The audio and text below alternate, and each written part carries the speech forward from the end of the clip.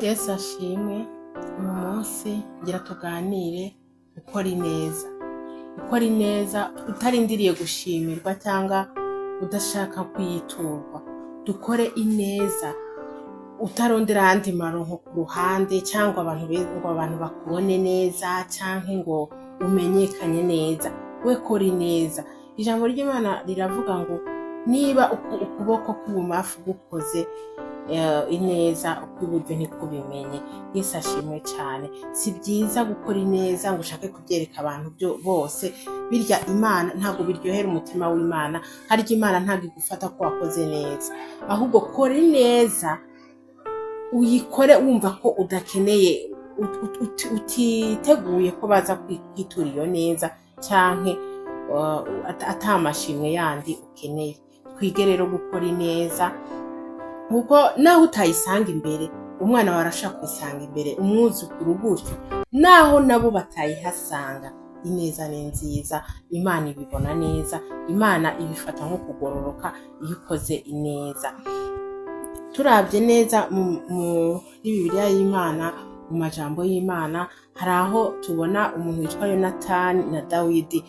Yonatani yari umuhungu w'umwami Sawuli. Sawuli yaguma ashaka kwica Dawidi kuko yabona ko Dawidi ibikorwa akora, Dawidi twibuke ko yarwanye na yishe Goliyati, kandi Goliyati yari amereye nabi ubwoko bw'Imana. Rero bituma abantu bamukunda cyane, bituma agira igikundiro mu bantu ko Dawidi yararwana n'indubu. Dawidi mbega Imana yari yamuhaye inkomezi zikomeye. Noneho Sawuli abona ko Dawidi kubera igikundiro afise mu bantu ashobora kuzamukura akamusimbura kuba umwami. Bituma rero aguma amuhiga ashaka kumwica. Umuhungu we witwa Yonatani akajya aburira Dawidi. Aburira Dawidi uyu munsi data arashobora kukwica, winyegeze. Yesu ashimwe cyane. Nuko Dawidi arinyegeza, Sawuli aramuhiga ntiyomuronka.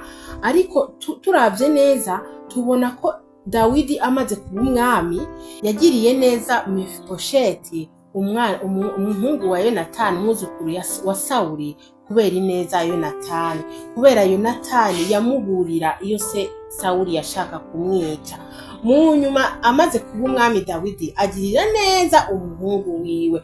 Wumve ko ineza ukoze umwana wawe cyangwa umwuzukuru cyangwa umwuzukuruza ashobora kwisanga imbere. Erega biranaryoshye kumva naho uca kumuntu akakubarira ngo shanga so yangiriye neza, cyangwa ngo uyu mwana ngo iwabo ngo bamfashe neza. Ibyo biraryoshye kurusha kugenda ubwira abantu ngo je nakoze iki, ngo nagize uko.